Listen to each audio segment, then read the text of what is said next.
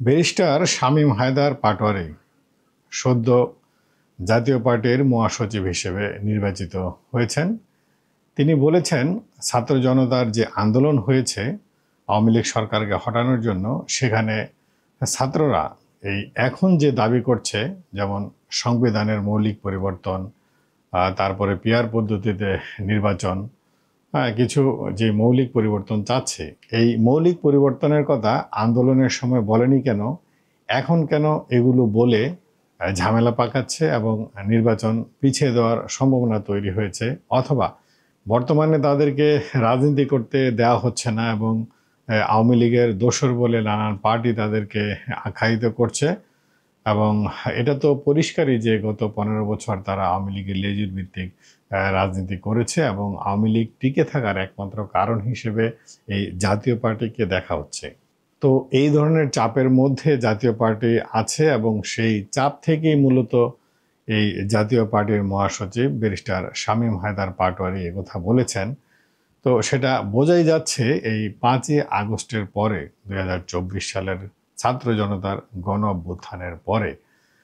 রাজনৈতিক দলগুলোর আসল চেহারা একেবারে খুবই পরিষ্কার হয়ে ফুটে উঠেছে যে কোন কোন দল আসলে জনগণ এবং দেশের পক্ষে আছে এবং স্বতঃস্ফূর্তভাবে তারা চায় যে দেশের জনগণ ভালো থাকুক, দেশ ভালো থাকুক, দেশ উন্নতি করুক, পৃথিবীর অন্যান্য উন্নত দেশগুলোর আসন্ন একদিন বাংলাদেশ অধিষ্ঠিত হোক। সেই অবস্থাটা আসলে দেখতে চায় কিনা বাংলাদেশের রাজনৈতিক দলগুলো, সেটা কিন্তু খুবই পরিষ্কার হয়ে যাচ্ছে ধীরে ধীরে এবং পরিষ্কার ইতিমধ্যে হয়েছে। বেসিক্যালি অধিকাংশ রাজনৈতিক দল এবং অধিকাংশ রাজনৈতিক নেতারা চায় সেই 53 বছরের যে কুক্ষিগত করে রাখার রাজনীতি এবং দেশের জনগণকে জিম্মি করে নিজেদের আখের গোছানোর যে রাজনীতি, সেই রাজনীতি করার জন্যই তারা পায়তারা করছে এবং সেই রাজনীতি বজায় থাকুক সেটাই আসলে চাচ্ছে। নতুন যে বন্দোবস্তের কথা বলা হচ্ছে, দেশের জনগণের জন্য ভালো কিছু করার, ভালো দেশ গড়ার, ভালো রাজনীতি করার যে অঙ্গীকার